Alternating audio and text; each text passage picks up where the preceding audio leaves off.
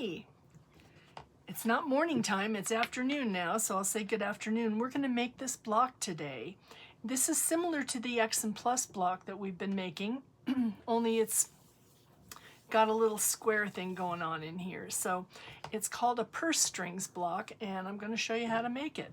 You're going to need a center square that measures 5 inches by 5 inches. You're going to need 4 pieces to go around that center square for this portion right here. So you're going to need 4 contrasting fabrics, 5-inch squares, and then you're going to need, for the purse string area here, you're going to need another 4 5-inch square fabrics. Okay, so you'll need one set of 4, another set of 4, and a central square. Then you're going to need 16 pieces of background fabric. These are just a random white on whites that I had in my stash. And what I want you to do is draw a line across the diagonal, just like this. I've gone through with a pencil lightly and drawn them all already, so I don't have to draw them for you. And we're going to set our center block aside for right now. I'll move this down here. And we're going to take our pieces that are going to go on the outside of our square, these pieces right here. We're going to take these pieces and we're going to work on those first. So take one of your white background squares that you've drawn your diagonal on, and we're going to stitch right on that diagonal.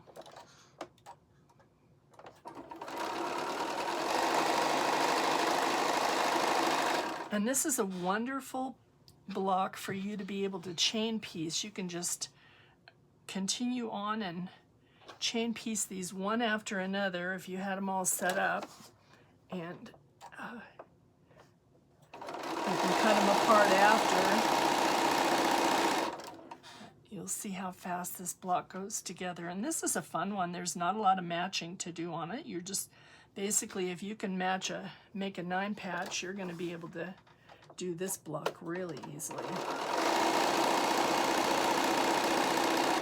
I had seen this block made several years ago, and I kind of put it in the back of my mind so I could do it again later, and I saw it pop up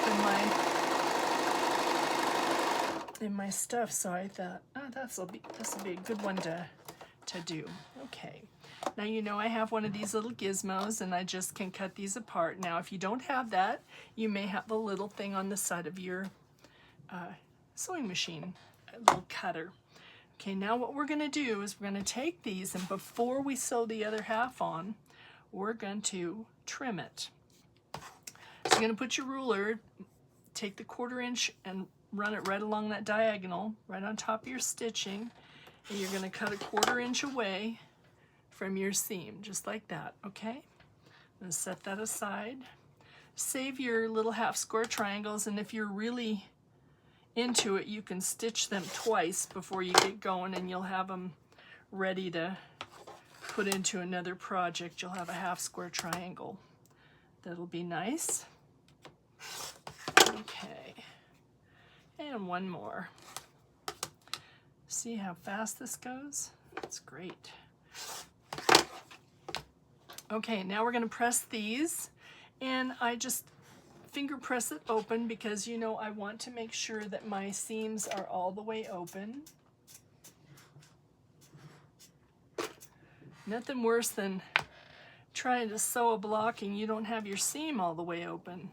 So if you just do that with your fingernail first, it'll get that going for you.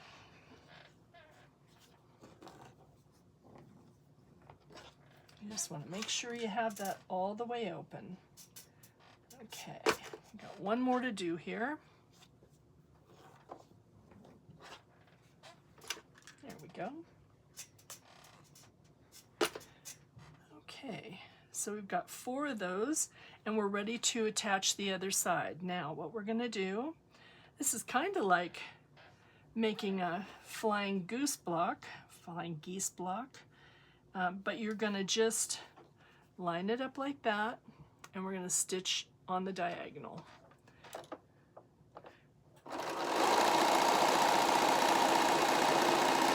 stitch right on your line as you go across, and you'll have a wonderful result there. Line up your corner accurately. And you can pin these if you feel like you need to pin them for security. That's okay.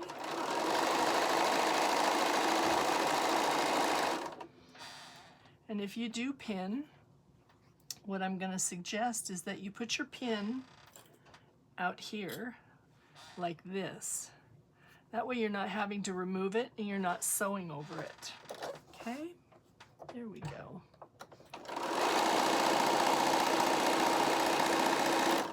These go really quick.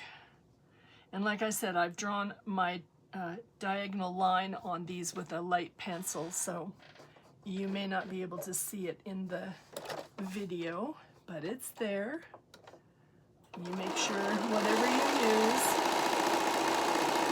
use a pencil, or you could use an air erase. You know, I love the Sew Line air erase pens. Those are really great because you get a nice definitive line and it just goes away on its own. You don't have to worry about it. Okay, I'm going to take that little pin out there. Now we'll trim these up. So again, we've stitched on that diagonal. We're going to trim 1/4 of an inch away from it. And we will press these up after.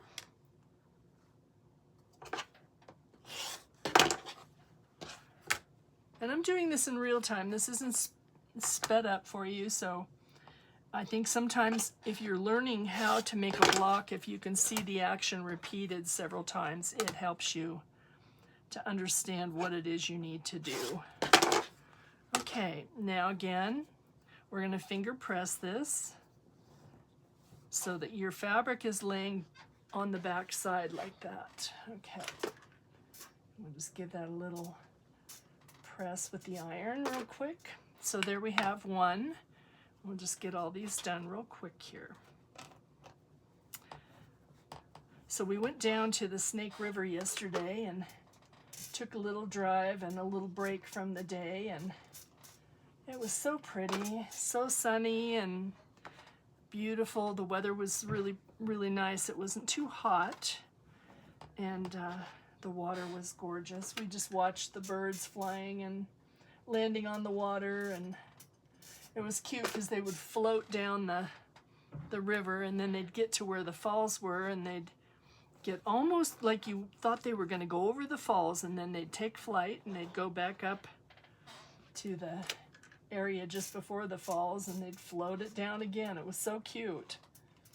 A bunch of seagulls in the water up there. Okay, this part is done. We're going to set it aside for right now, and now we're going to start on our ties. And the way that you do these is you're going to stick one in the corner here, and we're going to sew again right on the diagonal. We're going to chain piece these, one right after the other. Like I said, these are little random white on whites that I had in my scrap box, and I'm just using them. Sometimes I think when you have a scrappy bits in your quilt, it's kind of interesting. I like that. I like that effect. Doesn't have to all be all matchy-matchy. I've matched these purse strings and the what are called the pouch flaps, these, for you just to have some consistency for this particular block, but I would not hesitate to mix it up. I think that would be fun. Okay, that's one side done. Okay, let's just cut these apart real quick. Okay, and then we're going to flip this, and we're going to sew the other one on the opposite side. Okay, so make sure you pull this out of the way, pull that one flap out of the way, and if you're concerned, you can trim it off and press it first, but I don't think you need to. I think you can just pull it out of the way and stitch your next piece on. There we go. So we've got that out of the way. We've got this piece lined up here. And we're going to sew on the diagonal right on that line that we drew.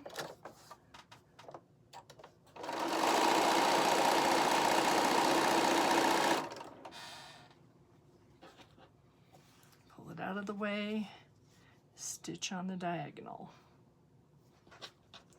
Just like that.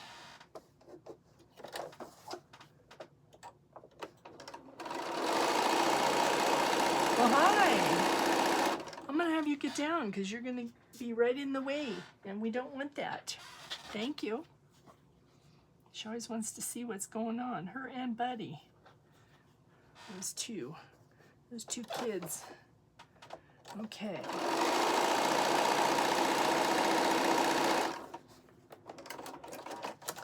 All right. And we're going to trim these up.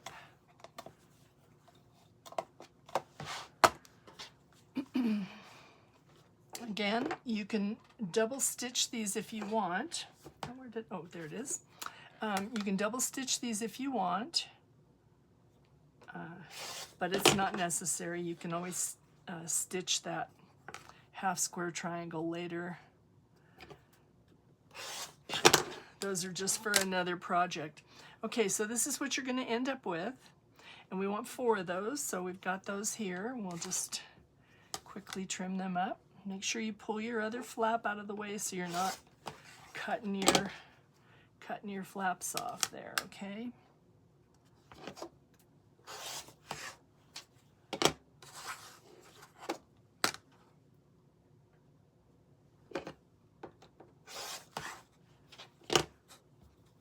Right.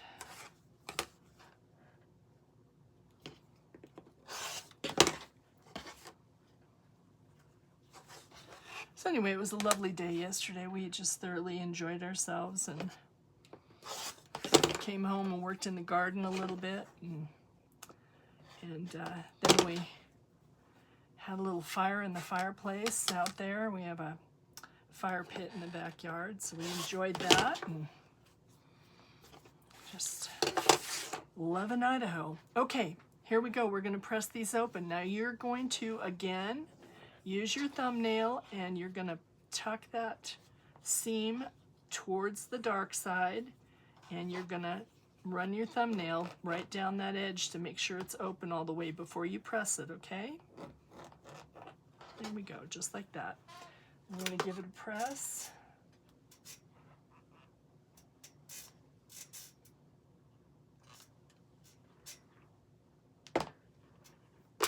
Okay, so on the back it should look like this. There you go. And we're going to have 4 of those. And then we're going to be ready to assemble our block.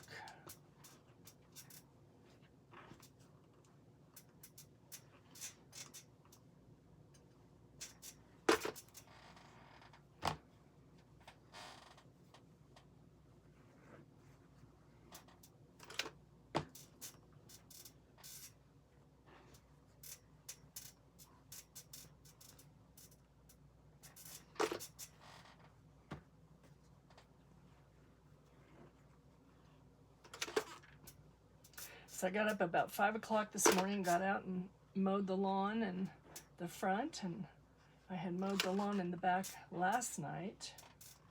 So I was feeling smug, like I got something done. Okay, and I knew I dropped my little bit under here. Let me grab that. There we go. Okay. No, nothing like putting it under the table, right? Okay, so we're going to take this and we're going to line this out just this way. And take our flaps, and those will go like this. And then these are the straps to the purse, and that will go like this. Just like that, okay? Now we're going to sew this together just like a 9 patch. So we're going to fold these pieces over like this, and we're going to stitch right down this edge, okay?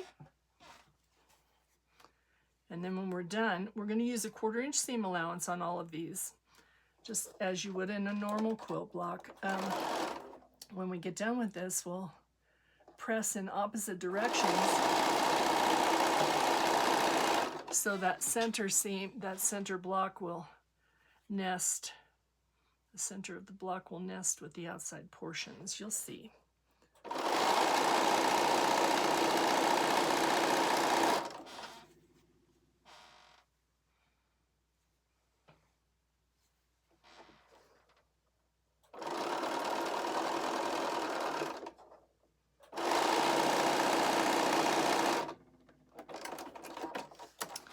Okay, we'll get our little clipper again.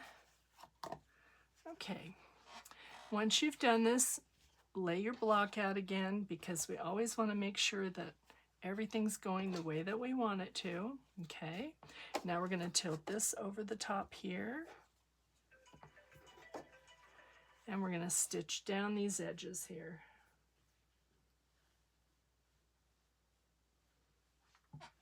Okay, let's do that.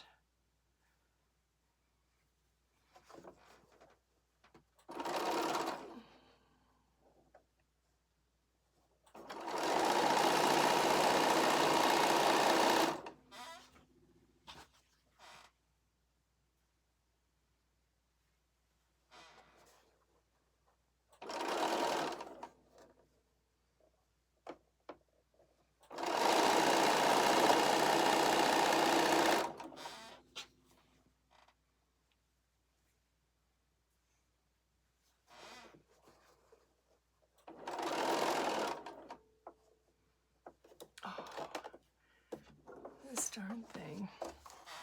Okay.